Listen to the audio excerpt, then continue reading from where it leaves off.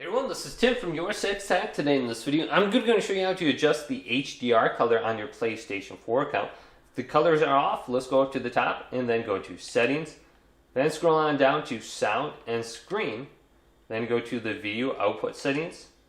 Then we have HDR right here. Now I just have mine set to Automatic. Then under that is called HDR. Let's go to that. Then under HDR, we have Adjust HDR. Let's select this.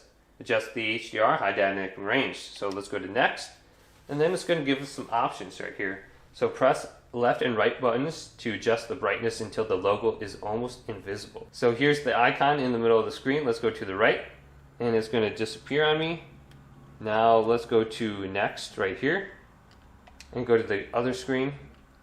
It looks like we have to get it a little bit darker and a little bit lighter. So let's go to about right there. I can barely see the icon. And then this one should be a little bit more apparent. Let's go to the left and make it a little bit brighter and go to done. And my color has been adjusted on my TV and it should look much better than it did before. So hopefully this video did indeed help you out. If it did, leave a big thumbs up and subscribe to my channel down below for more tech up videos coming up next on Your Six Tech.